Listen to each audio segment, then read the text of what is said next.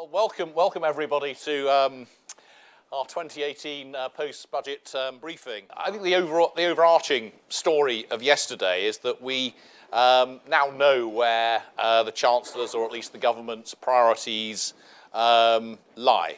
When push comes to shove, it's not tax rise, it's not the NHS that Mr. Hammond was willing to gamble on, it was the public finances. Because it was a bit of a gamble, yesterday's budget. Yes, the OBR reduced borrowing forecasts, so he was able to find more money without committing to more borrowing. But, as we've seen in the past, what the OBR gives, the OBR can take away. And I suppose the question we should be asking ourselves from the point of view of the public finances is, suppose the forecasts deteriorate next year, as is quite possible. There's possibly a 1 in 3 chance that they will do so to a significant degree. What will the Chancellor then do? Well, it's hard to see him standing up and saying, well, I'm going to restart austerity. If he's not going to do that, and he's not going to get big tax rises through Parliament, I think it's fair enough to expect that the borrowing would take the strain. And that's fair enough, that's a judgment. But it's a judgment that could see debt ratchet upwards. For now, though, I think the Chancellor can thank his lucky stars for the OBR. After all, who would have believed a Treasury forecast, which just happened to allow 20 billion more of spending on the NHS without any additional tax increases or forecast borrowing? And that really is, cut it all away. That was the story of yesterday's budget. Lots of extra money for the NHS, paid for essentially by better borrowing forecasts. There was something missing, though, something that we were certainly expecting. Back in March, Mr. Hammond said, and I quote, "I can confirm that at this year's budget I will set an overall path for public spending for 2020 and beyond, with a detailed spending review in 2019, to allocate funding between departments. That is how responsible people budget. First you work out what you can afford, then you decide what your priorities are, and then you allocate between them." I took that to mean that he'd be announcing a total spending envelope for the forthcoming spending review period, but he didn't. There are revised assumptions in the OBR forecast, but no spending total has been set. So while this was a big-ish budget in many ways, it did lack what I expected to be the punchline. And as for working out what you can afford and then deciding on priorities, he's rather decided on his priorities, the NHS, the NHS, the NHS, before deciding on total spending. So to the inevitable question, is austerity over? Well, as ever, it depends what you mean by, and we'll only really know when we've got some firmer plans. But I think we can say the following. There was a big upward revision in spending. Spending on the NHS will rise substantially, though, to be clear, less quickly than it's risen on average over the 70-year history of the NHS. Total day-to-day spending on public services is planned to rise by about 8% between now and 2023-24. Spending outside of the protected areas is essentially flat, ticks up a bit next year, ticks down a bit after that. It falls on a per capita basis. Despite more money for universal credit, there's still a £4 billion or so net welfare cut working its way through the system, most obviously with the freeze to benefits next April, the 4th year of freezing working age benefits. Total spending is set to rise in real terms, but to fall very slightly as a fraction of national income. So does that add up to an end of austerity? Well, you take your pick. On a narrow definition, perhaps it does. On a wider definition, perhaps it doesn't, at least not yet. But whatever the precise definitions, clearly a considerable easing in spending control and arguably a change of fiscal direction. In my view, any idea that there's a serious desire to eliminate the deficit by the mid-2020s, remember that was the Conservative manifesto pledge a year ago, that looks to me to be for the birds. One might also question the Chancellor's claim to be taking what he calls a balanced approach.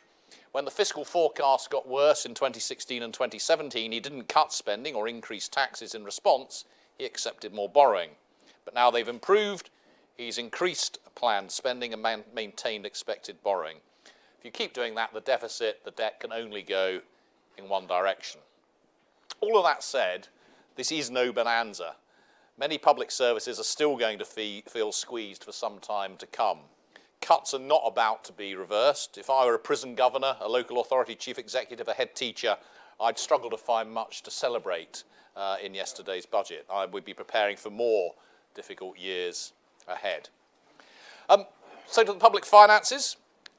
First of all, it's always important to put these things in context. We saw a bunch of new numbers yesterday, but where are they in context? They got better. Borrowing this year is set to be 12 billion less than forecast in March, but that's still nearly 30 billion more than was forecast just over 3 years ago in March 2015. Borrowing next year, after measures, is forecast to be 2 billion less than expected in March, but 40 billion more than expected in March 2016. These things matter over time. It's very easy to focus on just what we heard yesterday.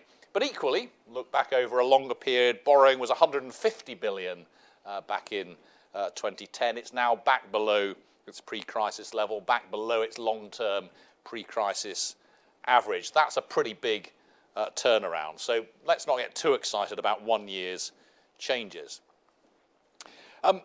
What explains the better forecasts yesterday? Why has the Chancellor got more space? Well, it's not because growth forecasts got a whole lot better. Rather unexcitingly, it comes down to a whole set of small-scale improvements in forecast tax revenues.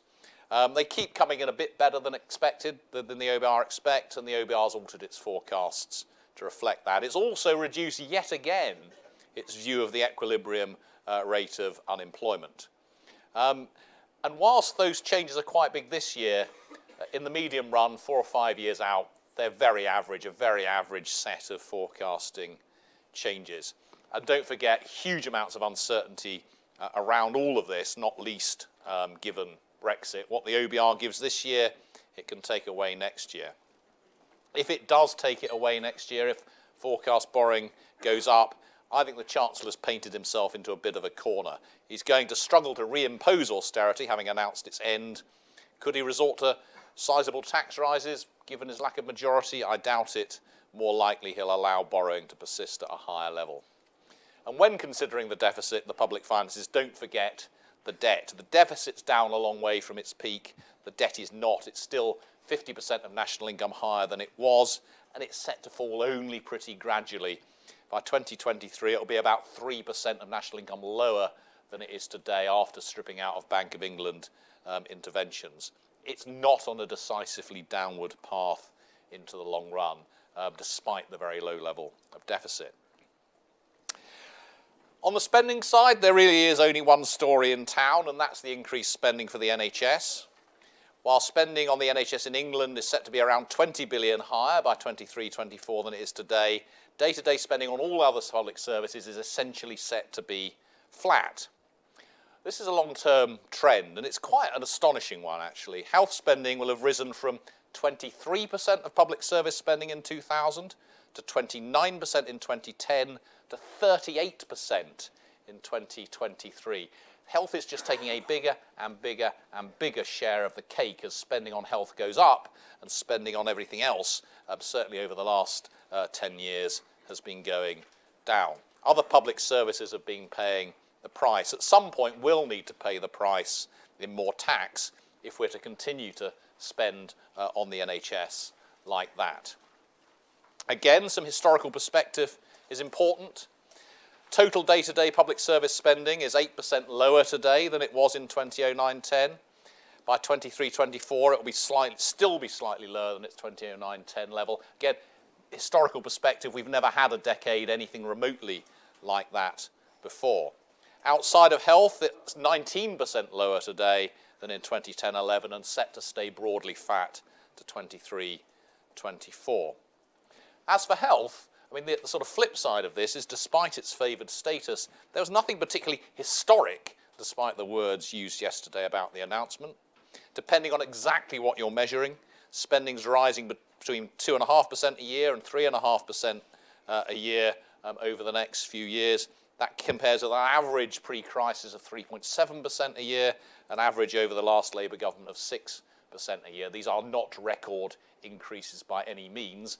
They are perhaps record increases as a fraction of total public spending, but as increases in the NHS spending, they're not records.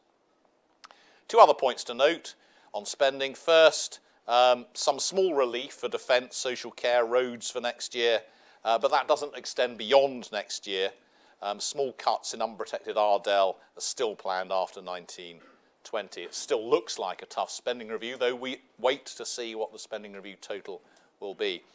And secondly, whilst capital spending is set to rise and reach a high level by historic standards, and don't forget Mr. Hammond's first autumn statement, he did suggest quite a big increase in capital spending. He's actually raided some of those planned increases to pay for some of the additional day-to-day spending he announced yesterday. Capital limits were actually cut by £7 billion for 2020-21, but it's a slightly bizarre world. The OBR had assumed that most of that wouldn't have been spent in any case, so it doesn't look like the actual amount of spending will be that much lower. So we had a big increase in announced capital spending, failed to persuade his own independent fiscal watchdog he could actually spend it, and then he raided it a couple of years later, which doesn't sound like the best way of planning public finances. The other big spending pledge, of course, was on the welfare side. That was to increase the generosity of universal credit by increasing some work allowances. What does that mean? That means it increases the amount you can earn before benefits get withdrawn. With some other changes designed to smooth the rollout of universal credit, this will increase planned spending by about £2 billion a year. For many people, this increase in work allowances will largely undo the cuts announced by George Osborne in 2015, though not if you're childless and not disabled. Their work allowances were cut to zero, and that's where they remain. But essentially, we were marched down in terms of abolishing to reducing these allowances, and then for most people, they've gone back up again. These changes on top of the cut to the taper rate announced last year will help make work pay for many recipients. They'd actually just about enough to push the expected cost and hence the generosity of universal credit just higher than the system it replaces.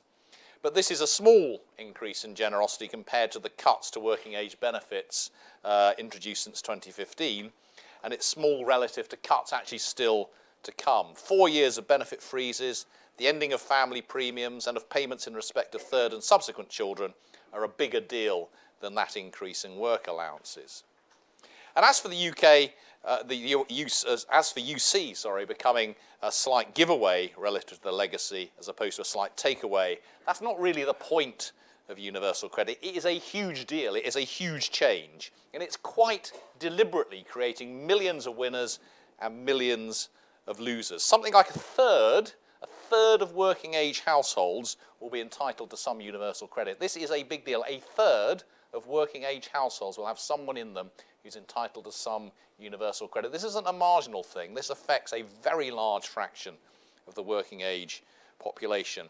And of that third, around a third will be at least £1,000 a year worse off under universal credit than under the legacy system, while a quarter will be at least £1,000 a year better off under universal credit. These are medium-term effects. The idea is that people don't get made worse off immediately in cash terms. So it's a big deal, universal credit. Finally, on tax, at a cost of about £1.5 billion in 2020, the income tax personal allowance will rise to £12,500, the higher rate threshold to £50,000. That will make the personal allowance about 55% higher than it was back in 2009-10. Taking account of offsetting cuts to the basic rate limit, the amount of taxable income you need before the higher rate kicks in, that's come at the cost of over £15 billion a year. It's £25 billion a year if you ignore those offsetting cuts. It means there'll be nearly 6 million fewer income taxpayers than there would have been had the allowance only been raised in line with prices. This is a big change to the income tax system, and this increase to £12,500 is part of a change over time. That's the reason why more than 40% of adults pay no income tax in any given year. The increase in the higher rate threshold actually is something of a policy reversal rather than a continuation of a trend. Even after this increase, it will still be 9% lower in real terms than it was in 2009, and there'll be about 1.2 million more higher rate taxpayers than there would have been had it risen in line with inflation. Now, of course, these changes benefit the better off, though you only need £12,500 to benefit from the personal allowance increase. On average, they'll benefit over 30 million people by around £44 a year. Typical higher rate taxpayer getting £176, typical basic rate taxpayer £24. Contrast that with the changes to universal credit. They help fewer people, only about 2.5 million, but they help them a lot more, by more than £600 a year, so much better targeted at a group of low-income people. There's a long list of tax policies announced. I won't go through those. I think the four most important ones, certainly the ones that my colleague Helen Miller will talk about, were the cut in business rates for small retailers, temporary increase in investment allowances, changes to the rules governing the taxation of self-employed contractors, and a new digital services tax. I think the thing to take from all of those is they're dealing with real problems, but only by putting sticking plaster over them, not dealing with the fundamental problems. So to conclude, I've talked about, my colleagues will talk about what was in the budget. It's worth reflecting actually what wasn't in there. Well, what I've just said, it lacked firm spending numbers. The OBR actually listed 15 separate, what it calls policy intentions, in other words, things the government has said it will do, but it hasn't set as firm policy. That's among the fiscal risks that the OBR lists. Everything from full devolution of business rates to local authorities, to extensions of automatic enrolment to pensions, to devolution of corporation tax to Northern Ireland. All of those are things the government has said it wants to do, but are not yet firm policy. We still await a social care green paper. We still await a plan on funding further and higher education. And as I said, the tax changes announced are really sticking plasters. There was certainly no indication of a plan for future tax policy or for the all but inevitable tax increases to pay for the ageing population. So in a sense, at least, this was a holding budget. It took full advantage of some good fiscal news, gave all the money to the health service, leaves plenty of questions unanswered. And my colleagues will now try and answer many of those questions. So Tom Pope will start by talking about the public finances generally. Helen Miller will talk about the tax changes. Tom Waters will talk about personal tax changes and the benefit changes. And finally, Ben Zaranko will talk about what's happening to spending. Thank you very much.